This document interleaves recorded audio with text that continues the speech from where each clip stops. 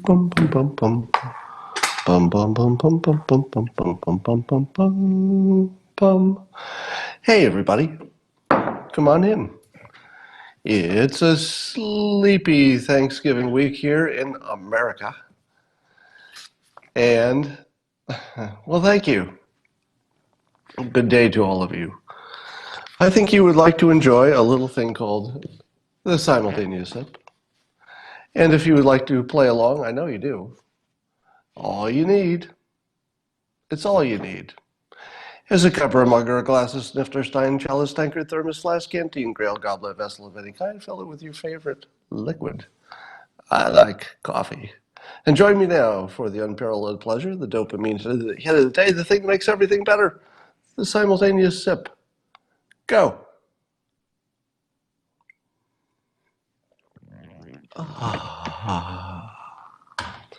So first I would like to clarify, update, that excellent meme we saw, the president tweet, where it looked like Chris Cuomo's mom was with Trump.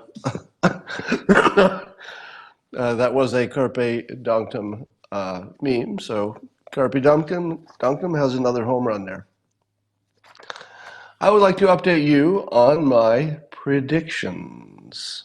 Remember I told you that your filter on life is probably subjective like everybody else's, but you can tell if you have a good filter by whether it predicts well. So I like to make predictions in public and then see if they're right or wrong, which I talk about in my book, Loserthink. One of the ways you can tell if you're in a bubble is by making predictions and then putting those predictions out in the real world to see how they do. And if your predictions are always wrong, well, maybe you should rethink your worldview. But if your predictions are often right, maybe you're onto something. So track your predictions. Let me update you on mine. So on Predicted, the online betting market, I have 1, 2, 3, 4. I have 5 bets.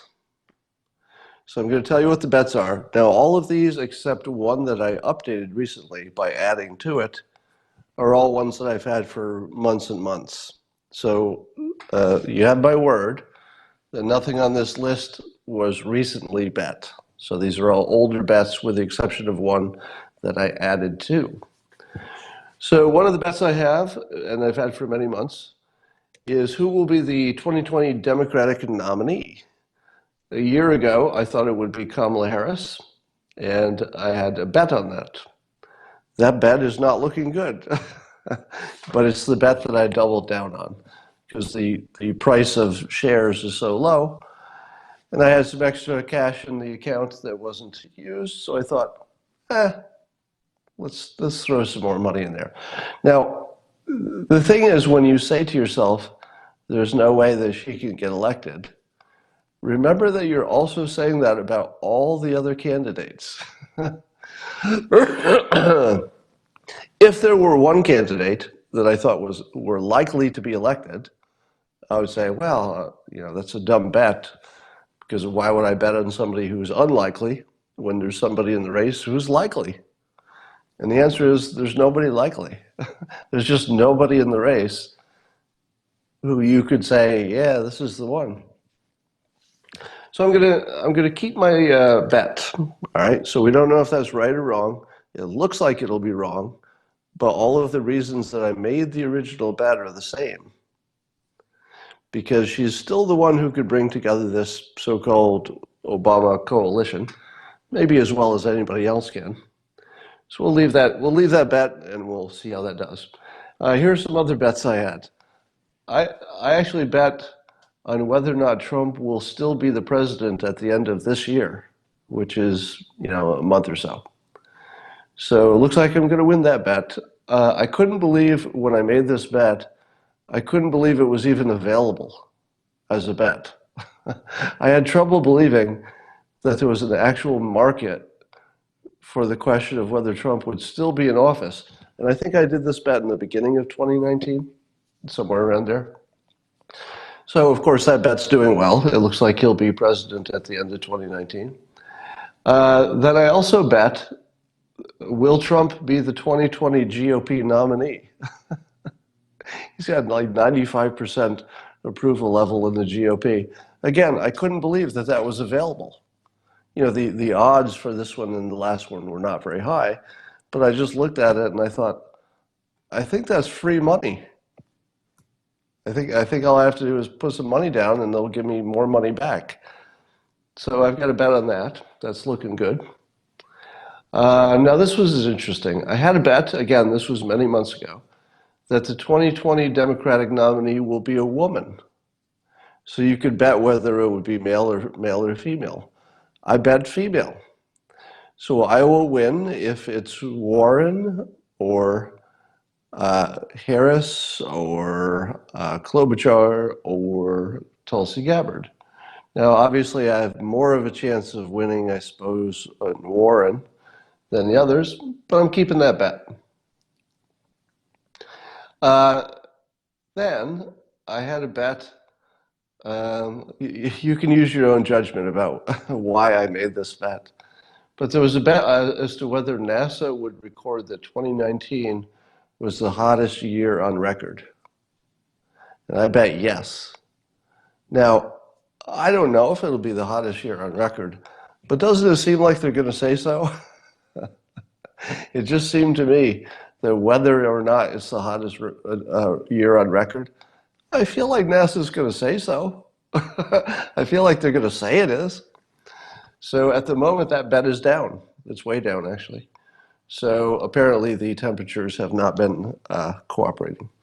So those are my bets. So you can see how they're doing. Apparently there are two polls out that say that Trump has 34% black support. What?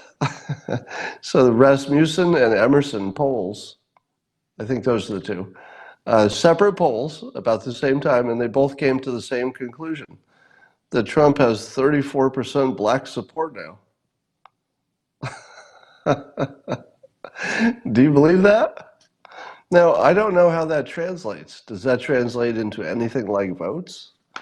Because it might not translate into votes, but if anything like that's true, then nothing else matters. Do you remember, you probably remember that I was saying way back when Trump first got elected, that if he could move the black vote, all the other variables don't matter, because that's sort of the big one. If the Democrats can't really win the black vote completely, overwhelmingly, decisively, they can't win. So I just don't know if this is true. Does it feel true? Maybe. I mean, it's not impossible, but it's in the category of things I want to believe is true. So therefore, I'm totally, subject to confirmation bias because I want it to be true. I say keep a little skepticism on that one, but it's fun to watch. So the Secretary of the Navy got himself fired for apparently, I'm not sure if we know the details, but he either quit or he was fired for disobeying an order or disagreeing with the president, something about the pardon. And so far, everybody I've seen has had the same comment, which is good. I feel good about the country because of this. It's weird that little things like this make you feel good, but the fact that the Secretary of the Navy didn't want to obey an order, and it wasn't really a terribly important order. It had to do with one person. It wasn't about a war or a battle or something. But the Secretary of the Navy decided he didn't want to obey that order for the Commander-in-Chief, and so the Commander-in-Chief immediately fired him.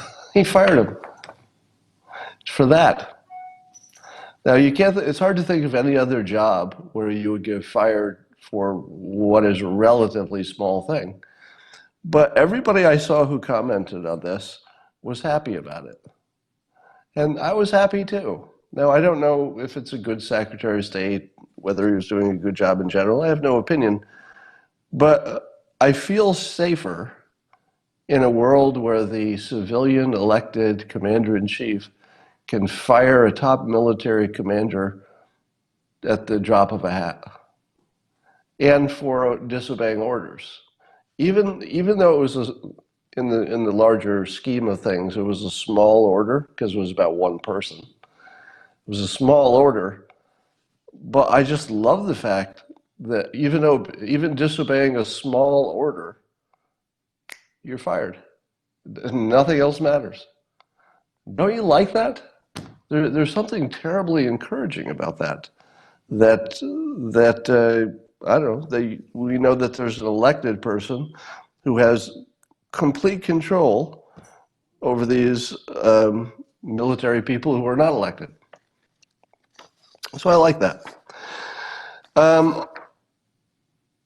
Mike Bloomberg is in the race. As you know, I predicted he would not be. So there's another prediction that didn't go my way. But I still think there's more we need to know about this. I'm wondering if someday we won't hear that Mike Bloomberg didn't expect to win and that he got in for some kind of strategic reason. Do you think that's possible? Am I trying too hard to find something where there's nothing there? Because the simplest explanation is Mike Bloomberg thinks he could win and thinks it's worth getting in and is at least worth a try. So the simplest explanation is it's exactly what it looks like. He just thinks he can win, doesn't think the others can win, thinks it's good for the country. Could be that. It might just be that. But I feel as if, yeah, somebody's saying, yes, you're trying too hard. And I can certainly, I can respect that opinion. But let's just speculate. Is it possible there's a more clever play here? Because I think one of the things that we'll do is take Biden out of the race, right? Because Bloomberg is sort of that middle ground, reasonable person, and so Biden should be hurt the most. Now, what would happen if Biden is taken down? Would someone else emerge? I don't know. Buttigieg probably has a cap on his total support. He doesn't have much black support, so that's a losing proposition. I feel as if it's almost as if Bloomberg is coming in as some kind of a spoiler to make it possible for someone yet maybe we haven't even heard of to run. I mean, it just doesn't make much sense to me. I can't quite figure it out. It could be that he's 77 and he's not making good decisions anymore. I mean, it could be as easy as that. You know, I caution you in my incredible book, the best book you've ever seen in the world. Everybody's talking about it. Loser Think. I caution you about, I forgot what I was going to say. But I'm sure it was really good. It was really good. So he's mayor of New York City. Why wouldn't he want to be a politician again? Well, he's 77. That's why. Anybody who decides at age 77 to run for president, I don't know. I mean, that alone is an indication of bad judgment, isn't it? Do we want a president who has a high likelihood of not surviving the entire term? I don't know. So let's keep an eye on that. That'll be fun. I'm trying to figure out what hoax will be next, because it looks like the impeachment thing completely failed. It looks like the polls are moving opposite Schiff's direction. In other words, the president is picking up support. He's got a record economy and all-time high Republican support. I mean, he's really in good shape. The president is really in good shape for the re-election. So the Democrats are going to have to come up with another hoax, because the hoaxes that they've tried so far have not worked, amazingly enough. So let's try to predict what is next. And I'm starting to see some test balloons go up. And I thought to myself, if you're a Republican, how can you explain your world based on what you've seen? All right. So my worldview is completely consistent. So my worldview says President Trump did not do anything impeachable and therefore will not be removed from office. Now, if he's not removed from office, my worldview will be consistent. But what if your worldview is that you're a Democrat?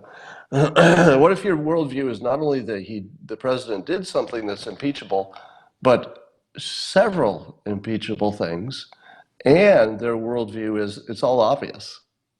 There's no question about the facts. It's just all obvious. What would you think about the president not being removed from office? How would your world make sense? In my world, he doesn't get removed from his office because he didn't do anything that would warrant that. But if you think he did plenty of things that warrant it, how do you explain it a year from now when he's still in office? Well, we're seeing the answer to that. You already know the answer, right? The answer is that the Republicans are a cult. That seems to be the answer they're looking for to make their world make sense. Because if Republicans are a cult and not looking at reason, then that makes sense because the Republican majority in the Senate will never vote to support impeachment, but not because there's not evidence, according to the Democratic view of the world. It's because it's a cult. And I think that most of us, when we hear that, our first reaction is to laugh, right? It's just laugh. Because it's, on first blush, it's just sort of humorously ridiculous. But CNN actually had a cult expert on to describe how Trump supporters actually fit the definition of a cult. Now, it's a cult leader that who actually interviewed me recently, a few months ago. And I think I'm in the book that was mentioned, or at least he interviewed me as part of that. I don't know if I made it into a book or it was just for his website. I'm not sure, but I did talk to him. So part of his evidence, this cult expert, part of his evidence that the GOP is a cult is that they have an all-powerful leader. A leader who's, like got complete power. That's one of the definitions of a cult. To which I humorously tweeted, I belong to a cult whose leader is so powerful that he almost got fired for making a phone call. That's how powerful Trump is. He almost got fired for making a phone call. That's not exactly the most powerful leader in the world. Do you know what Putin never almost gets fired for? Making a phone call. Do you know what President Xi of China never gets almost fired for? Making a phone call. Do you know what I almost never get fired for? Making a phone call. Trump's the only person in the world who could lose his job for making a phone call.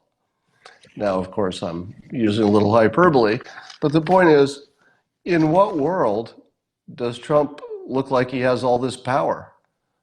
He can't control the border on his own. He can't get a bill passed on his own. He can't get a trade deal done. He can't get the USMCA signed. He can't do anything on his own, it seems. So the thought that the GOP is a cult is laughably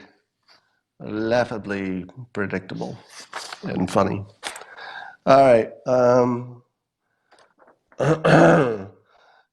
Because it's a slow news week, I'm going to challenge you to, I guess this is a challenge.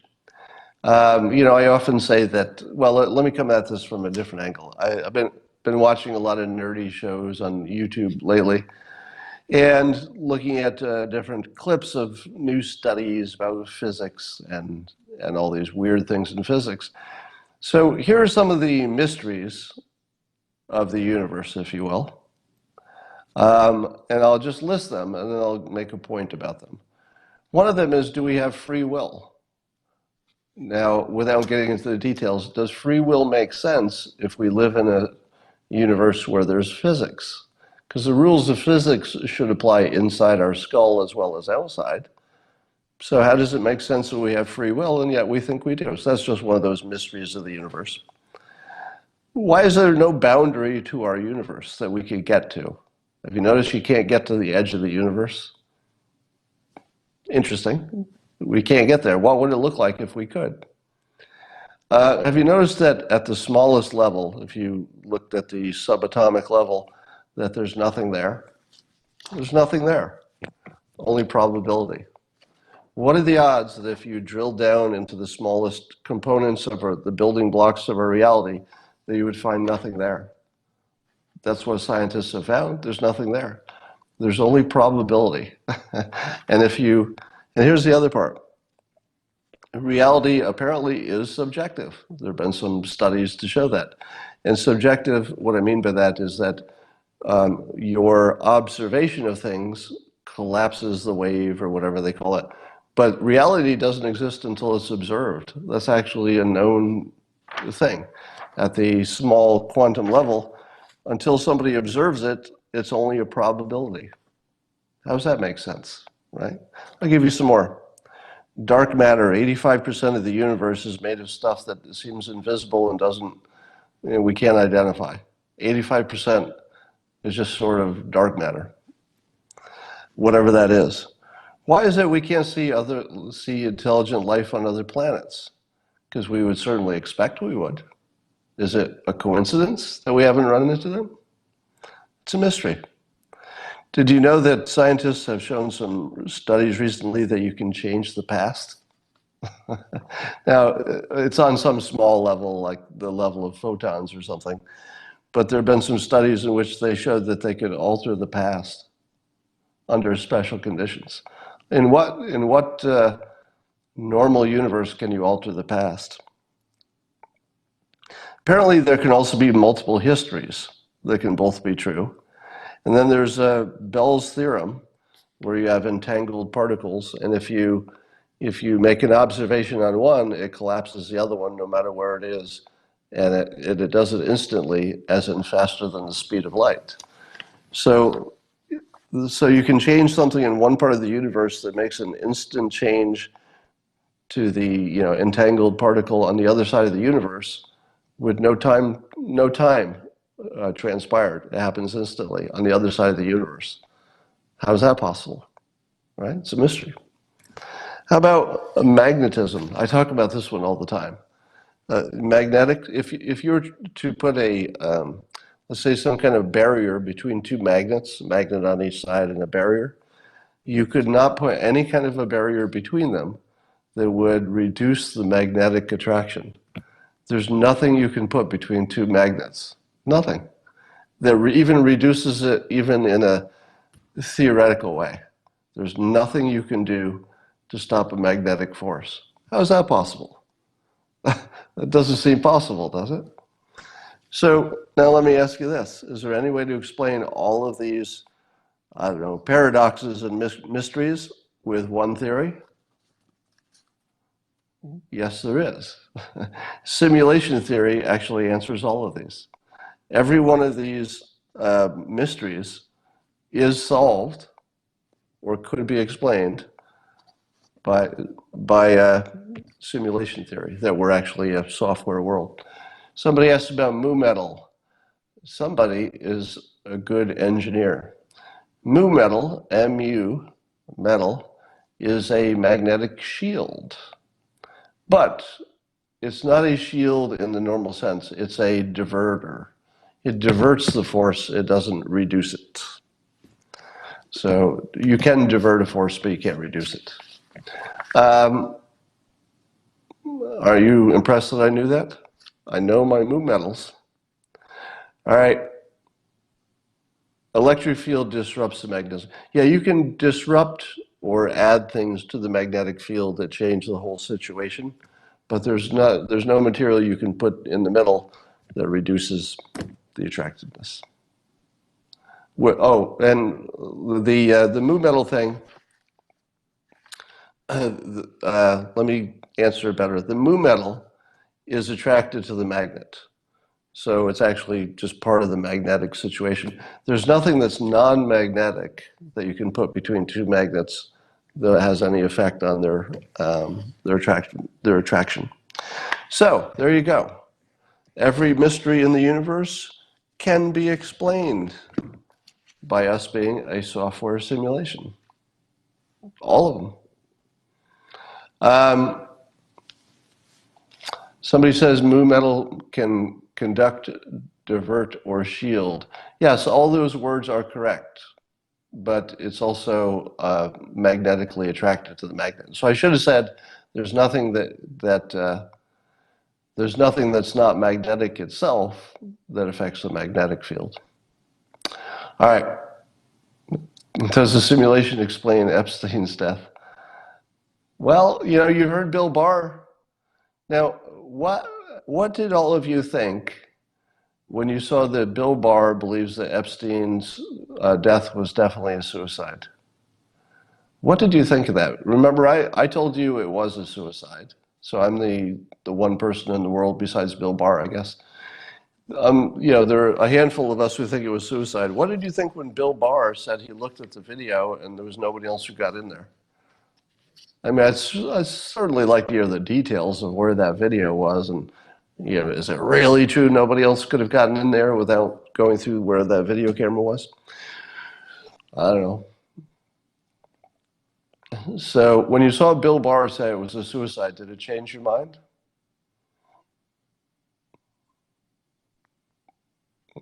Barr has conflict of interest. I don't know what that would be.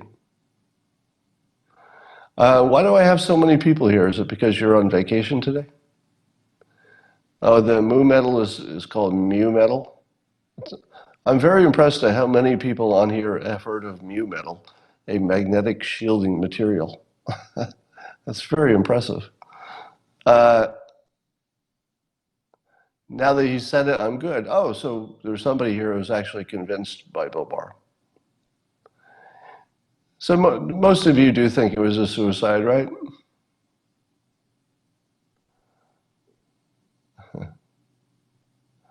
Oh no! Oh no! Somebody just pointed out an obvious pun. So you've heard of Epstein-Barr syndrome? We actually have in the news an Epstein-Barr story. What are the odds of that? And why did it take me so long to realize that Epstein-Barr was the story in the news? Oh my goodness.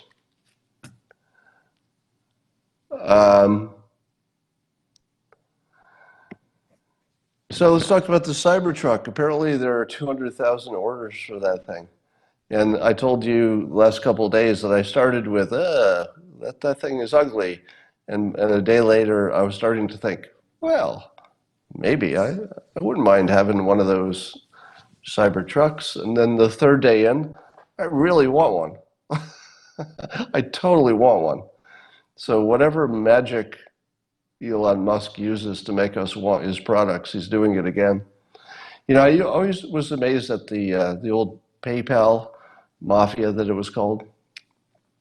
So Elon Musk and Peter Thiel and other folks were part of the PayPal startup years ago. That's where they made their first money. And the thing I always wondered about PayPal was, yeah, that's great that you can make technology to send money to people. The technology is great. But how did you get people to use it?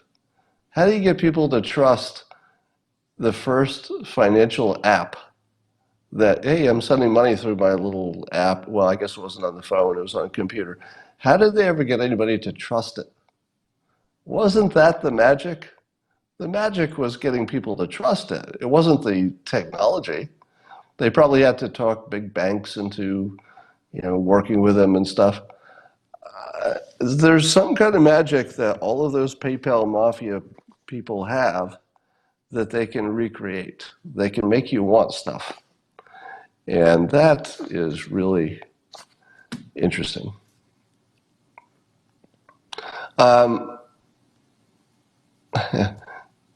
People are agreeing that the truck is growing on them. You know, I don't think the truck is ugly. I think the truck is just different than what you expected. And I think that's what hit us all. It's like, oh, I didn't expect that. And then apparently there's a reason why it's so angular, you know, sort of straight lines. Musk tweeted something about the super hard metal that they're using is hard to bend and stamp. So there aren't that many shapes you can actually make if you want your metal to be that strong. So now here's a question for you. What happens when that truck runs into a regular automobile? If you have a high-speed collision and you're in the Cybertruck and the person that you have the high-speed collision with is not, do you end up like your truck is unhurt and you're just like, you have to use the wipers to wipe off the other person's body parts from your windshield and you just keep driving? I mean, it's a serious question. What happens if you have an accident with a Cybertruck? Does the car that hits the Cybertruck get completely destroyed because there's no give on the other side? It's just a solid object that never dents? I don't know. Could be an issue. All right.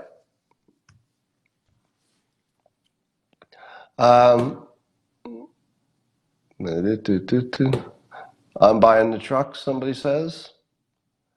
For $100 refundable, you can say you ordered one, it looks like. Explain novelty. I don't know what that question means. So I guess PayPal was an eBay thing at first. Okay. All right, I don't have anything else to talk about, but I have 2.7 thousand people here. Does anybody have any questions? Any questions on my book? By the way, I'll be on Tucker Carlson's show tonight. So look for me tonight on Tucker Carlson. Refer to the law of physics.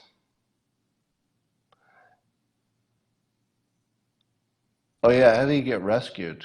Yeah, suppose there's a Jaws of Life situation and you're in a crumpled Cybertruck. Can anything get you out? Maybe it never crumples. I don't know.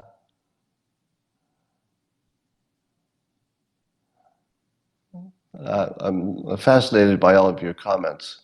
That truck gets a lot of comments. Look how many people are interested in it. Can you imagine any other product that I would mention that everybody still wants to talk about? It's kind of weird. All right, I'm going to bore you all to death because I got nothing else. It's such a slow news week. Can I talk about Geminis? Well, I am a Gemini, and as you know, there are many powerful leaders who are Geminis. Kanye West, President Trump, John Kennedy, but there are powerful leaders of all astrological signs, so it doesn't mean much. And I'm going to go do something else, and I will talk to you later.